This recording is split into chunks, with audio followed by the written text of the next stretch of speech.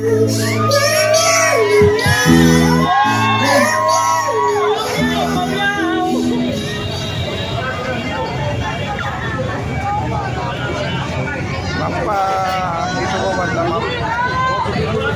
na ba kayo? Handa na! Alam mo kung saan tayo pupunta? Saan?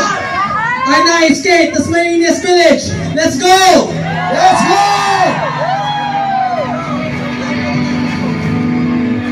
Yung makakapunta ng Dasmariñas Village, doon na tayo magkikita-kita. Sa Dasmariñas. Diskarte natin, kakampi natin mga negosyante. Hayaan natin yung negosyante magpababa kay BBM.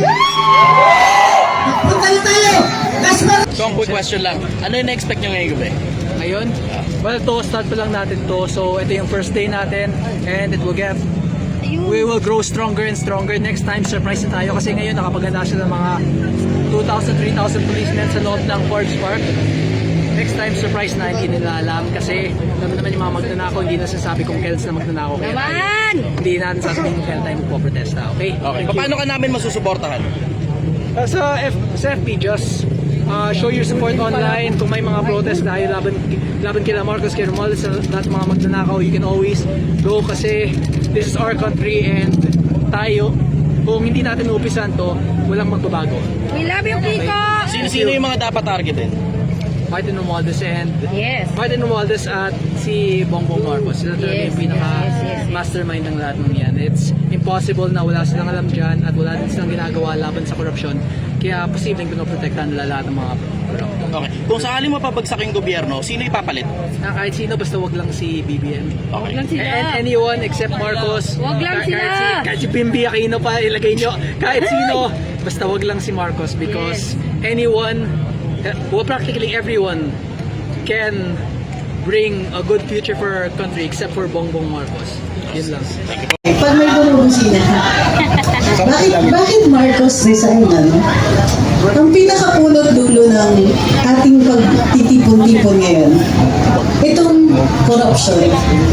Ano yung mukha ng corruption? Kasi kailangan may mukha yung kalaban natin. Nitong nakaraan na earthquake sa Cebu, diba, tayo tumulong, nagpadala tayo ng mga tulong. Doon sa Cebu, si Bibi Inday, unang-una nandun na, migay na. Walang nakakaalam. Hindi siya kinover ng media, ng kahit ano. Marcos resign! Marcos resign! Every time may bubusina, sasagot tayo, ha? Ng Marcos resign! Marcos resign! Basta may bumusina. Okay. Kahit ano yung sinasabi ko, basta may bumusina, makisama tayo. Bakit? Kapwa Pilipino natin yan. At nagpapadala sila ng mensahe sa atin na nakikiisa sila sa atin. Hindi man nila tayo pwedeng tigilan, pinaparinig at pinaparamdam nila sa atin na Marcos resign! Marcos resign! Okay. Habang naghihintay tayo, may kwento ko. So during the earthquake, matapos yung earthquake, may doong dumating na Marcos resign! Marcos resign! Marcos resign! Marcos resign! Masaya. Okay. Kita nyo? Yan ang mga kababayan natin. Maraming naniniwala. Marcos resign! Marcos resign! Okay. Ang galing. Okay. Marcos resign! Marcos resign! Marcos resign! Marcos resign! Okay. Bigyan niyo akong 5 minutes. Okay, game. So, during the earthquake, may mga dumating din naman na ayuda galing sa gobyerno. May relief goods, yan, nabigas. 20 pesos nga lang. Pero dumating, may nagutom na isa doon sa mga rescue and relief workers kasi dumating na yung mga truck ng relief goods. Lumapit yung sasabi, yung isa sa mga doktor natin, gutom na buong araw tumutulong sa ating mga mamamayan dito. So, tumutulong na. Alam mo sinabi sa kanila, Marcos Rizal! Marcos Rizal! Marcos Rizal!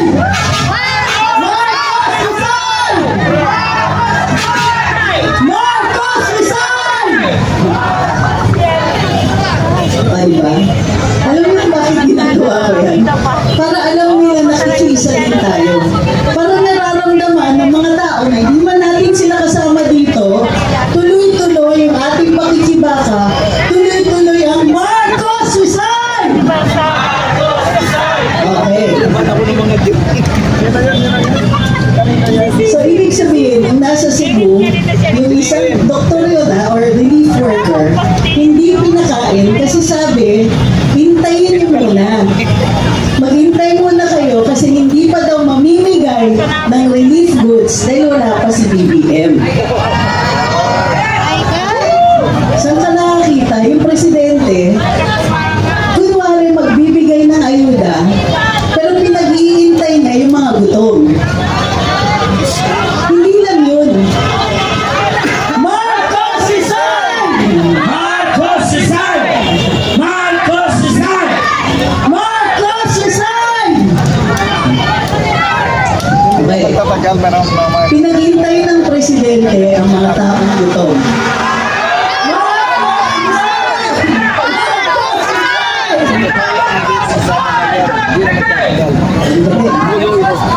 Okay. Ibig sabihin nun, pagka pinaghihintay niya, kasi gusto niya may coverage. Gusto niya may photo ops, tapos parang graduation, di ba? Aabutan niya. Yung mga biktima, yung mga nasalanta, aabutan niya ng ayuda. Tapos gagawin photo ops. Ang tawag nun, corruption. Kasi ninanakaw niya. Ang ninanakaw niya sa ating mga kababayan, dignidad. Marcos Rizal! Marcos Rizal!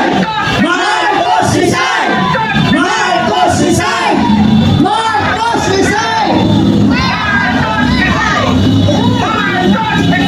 Very good. Sila na rin ang magdadala ng mensahe natin sa iba, di ba? Ang mukha ng korupsyon ay yung nakaw. Ano yung magnanakaw? Magnanakaw hindi lang ng pera, ng dignidad natin. Isipin nyo, nanlilimos tayo ng pera na ating nilaan, ating binayaran bilang buwis. Pag-iintayin nila tayo ng serbisyong bayad na. Ninanakaw nila yung karapatan natin sa mga serbisyo ng gobyerno, sa infrastructure ng gobyerno. Ninanakaw nila lahat ng mga protective mechanisms. Yung flood control, isang paraan yan para protektahan tayo, di tayo malunod. Pero anong ginagawa nila? Ninanakaw nila pati buhay natin, dignidad natin, pati yung convenience natin, yung nakakapaglakad tayo sa kalye, na hindi tayo dito hold up, hindi tayo nag-waiting sa baha. Mahina. Teka, mahina. Pag malakas. Ano pa yung ninanakaw sa atin? Of course, pera. Pero ano yung nire-represent ng pera na yun? Crime enforcement, law enforcement. Bakit ang taas ng crime rate? Hindi dahil mahina yung mga pulis natin, magigiting ang ating mga kapulisan. Pero kulang sila eh. Bakit kulang? Wala tayong pambayad. Wala tayong pambayad ng benepisyo. Wala tayong pambayad para mabuhay sila na may dignidad naman. Sinasanay tayo ng ating gobyerno doon uli sa pwede na. Marcos Rizal! Marcos Rizal! Marcos Rizal! Marcos Rizal! Marcos Rizal! Marcos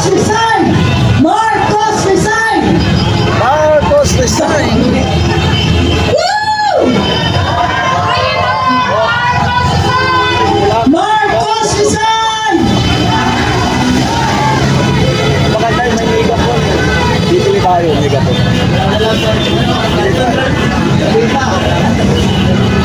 Kamusta ang kontrata?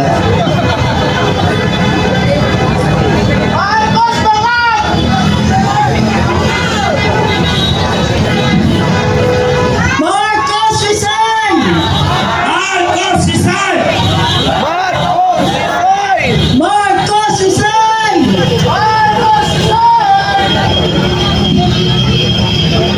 Woo! Mabuhay ang mga Pilipino!